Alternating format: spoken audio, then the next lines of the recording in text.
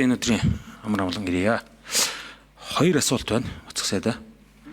За 2026 оны 1 сард инх тайвны зөвлөл гэж Америкийн нэгдсэн улсын ерөнхийлөгч Трампын одоо санаачилсан энэ байгууллагад Монгол улс үүсгэн байгуулагчаар очиж гар үсэг зурсан Давост.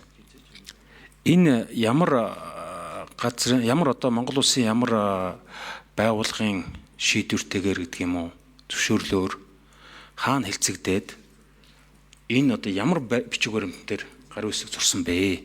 Энэ бичиг баримтыг энэ аюулгүй байдал гадаад хөдөлгөөний байнгын хорон дээр авч үзэж хэлцэхгүй байсан уу?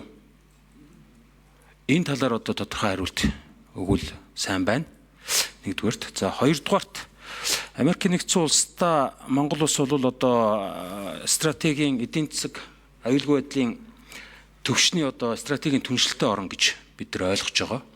Сая энэ визийн хөтөлбөрт хамрагдсан 50 улс дотор бол одоо гүрж манай хоёр үндсэндээ стратегийн түншлэлтэй орнуудаас визийн барьцааны хөтөлбөрт орж явах шиг байна. За миний санаж байгаагаар энэ 10 жилийн виз маань одоо 2004-5 онд л эхэлжсэн санагдах юм. 10 жилийн виз авдаг болоод энэ 10 жилийн виз өгдөг маань хэвээрээ байгаа юу? Энэ визийн бондын хөтөлбөрт орсонтой холбоотойгоор байхгүй болсон уу? За тэгээд энэтэй холбоотойгоор ер нь энэ тэгэхээр энэ 10 жилийн виз өөрөөр хэлбэл манай статус доошлоод байна шүү дээ.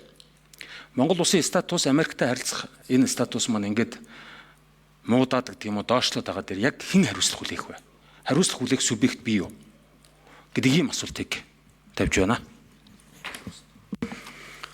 За тулаг гишүүний асуултанд хариулъя. Хэн хариулах вэ? 7 номер Бямсрын дарга асуултанд хариулъя. Гадаад яамны газар хэлцээний бодлогын газрын захирал Бямсрын асуултанд хариулъя. Инхийн зөвлөлд хэлсэх асуудал бол олон улсын гэрээний тухай хууль заасны дагуу заавал соёрхон батлах шаардлагатай гэрээ бол биш байсан. Монгол улсын нэг бол үүсгэн байгуулах чихэн дүн дээр орж ирсэн. Асуудлыг засгийн газрын хуралдаанд танилцуулж шийдвэр оруулсан. Мөн энэ талаар бас үндэсний аюулгүй байдлын зөвлөлд бас танилцуулж холбогдох шийдвэрийг авсан байгаа.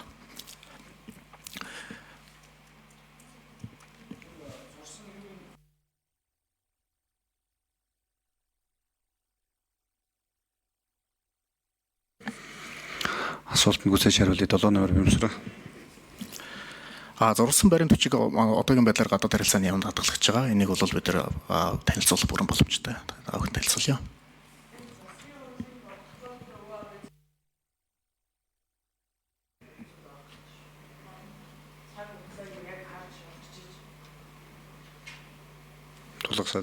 Тулаг гишүүн мөснө.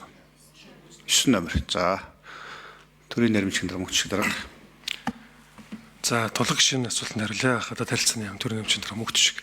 За виза бондтой холбоотой асуудлаар гадаад харилцааны яам төлөвөө гаргаад гадаад харилцааны сайдаар батлуулаад ажиллаж байгаа. Нэгдүгээрт.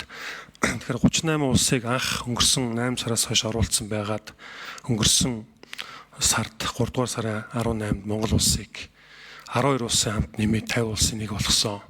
Энэ даруй бид нар Америк элчин сайдын хамт дуудаж байр суурь илэрхийлж байгаа. За сая тулаг гишүүний хэлсэн асуудалтай холбоотойгоор хоёр талын тохиролцоос нэг тал нь ингээд дангаараа гарчгаар 2001 оны тохиролцоо л доо тэр Монгол улсын иргэдэд 10 жилийн виз олгох. Тэгэхээр энэ асуудлыг бид нар консулын шугамар ярилцах саналаа тавьсан байгаа. Энэ үеэрээ бид бас визийн бондтой холбоотой асуудлаар Монголын тал ямар шатаараатай арга хэмжээ хийх саналаа бас танилцуулж байгаа. Тэгээ 8 сард ревю хийх юм аа. За тулаг гишүүн нэмж тодруулъя. Тэгэхээр Бямсрын даргад яхад тэр байнгын хорон даргад бас байнгын хорон ажлын албанд хэлэхэд бол одоо инхийн зөвлөл гэдэг байгаа тийм инхийн зөвлөл Трампын тэр инхийн зөвлөлийн мэдээллийг дэлгэрэнгүй аль бие ёсоор сонсхийг хүсэж байна. Энэ дээр одоо нөгөө шат шатны гаргасан засгийн газар аюулгүй байдлын зөвлөлийн гаргасан бас шийдвэр тогтоолттой энэ байнгын хорооны гишүүд танилцсан зүг баха гэж ийм бодолтой зүгээр яг тэр дүрмийг бол интернетээс олж үзсэн. Тэгэхээр тэр дүрм бол бас яг тэр хувь улс төрчин гэдэг юм уу Америкийн ерөнхийлөгчийн хувийн компани гэж баг ойлгож болох үс сонин байгууллага байлаа. Тэгэхээр энэ дээр бас манайхан өөрсдөө очиод ялангуяа тэр дэлхийн бүх баг улс шахуу цуглдсан байгаа Давос дээр очиод гар үсэг зурсан нь бол жоохон тийм ойлгомжгүй байдал төрүүлж байсан гэдгийг нэгдүгээр хэлмээр байна. За визэн дээр бол та бүхэн бас хэлж байгаа шиг өндөр төлөвлөгөө гаргаад явах юм байна. Ер нь бол Америкчууд 10 жилийн визний хөтөлбөр бол харилцсан хоёр тагаа тохирдог юм байна шүү дээ. Тэгэхээр энэ дээр бас та бүхэн